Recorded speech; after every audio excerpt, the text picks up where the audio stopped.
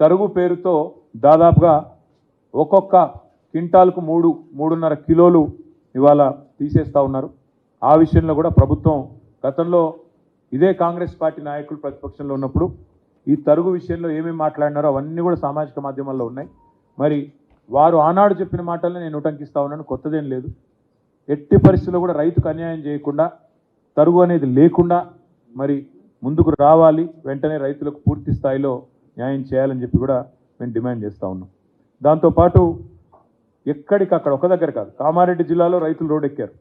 నిర్మల్ జిల్లా లక్ష్మణ్ చాందా మండల కేంద్రంలో మరి రైతులు అక్కడ కూడా రోడ్డెక్కినారు.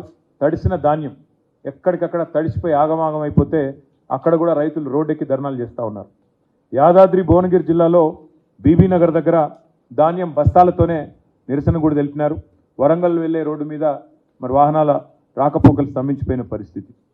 రాజన్న సిరిసిల్ల జిల్లాలో కూడా ఈరోజు కోనరావుపేట మండలం మల్కపేటలో రైతులు ధర్నా చేస్తూ ఉన్నారు. వరి ధాన్యం కొనుగోలు చేపట్టడం లేదంటే రాష్ట్ర వ్యాప్తంగా దాదాపు నేను కోట్ చేసింది కేవలం 4 జిల్లాలు: యాదాద్రి భువనగిరి, నిర్మల్, కామారెడ్డి, రాజన్న సిరిసిల్ల. ఇవి మాత్రమే కాకుండా ఇంకా చాలా చోట్ల రైతులు గత 25-30 రోజులుగా ధాన్యం తెచ్చిన తర్వాత కూడా ఇంతవరకు కొనుగోలు చేయకుండా, అధికార యంత్రాంగం పట్టించుకోకుండా, పర్యవేక్షించే నాదుడు లేకుండా దయనీయమైన స్థితిలో ఉన్నారు.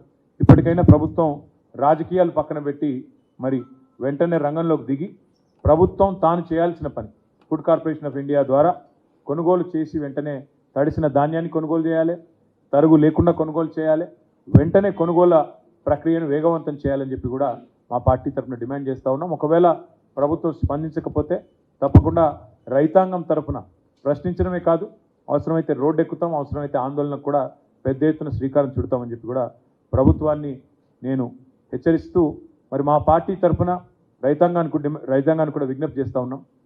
మీరెవరూ ఆందోళన పడాల్సిన అవసరం లేదు. మీ తరఫున కేసీఆర్ గారు, బీఆర్ఎస్ పార్టీ యంత్రాంగం మొత్తం ఉంది. మీరు ఎక్కడికి పిలిచినా వస్తాం, మీరు ఎప్పుడు పిలిచినా వస్తాం.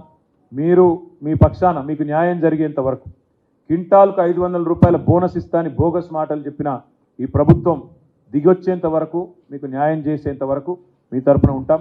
మీకు రుణమాఫీ జరిగేంత వరకు మీతో ఉంటాం. మీకు బోనస్ వచ్చేంత వరకు మీతో ఉంటాం.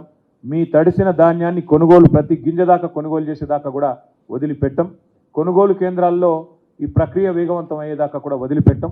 ప్రజల తరపున, రైతుల తరపున మేము మీ పక్షాన నిలబడి మాట్లాడుతూనే ఉంటామని చెప్పి కూడా విజ్ఞప్తి చేస్తూ, ఎవరు అధైర్యపడవద్దని, ఎవరు కూడా మరి ఆత్మస్థైర్యాన్ని కోల్పోవద్దని చెప్పి కూడా ఈ సందర్భంగా విజ్ఞప్తి చేస్తూ ఉన్నాం. కష్టాల్లో ఉన్నప్పుడే తప్పకుండా ధైర్యంగా ఎదుర్కోవాలి. కాబట్టి తప్పకుండా మీ అందరి పక్షాన బీఆర్ఎస్ పార్టీ ఉన్నది, కేసీఆర్ గారు ఉన్నారనే మాట కూడా గుర్తు చేస్తూ ఉన్నాం.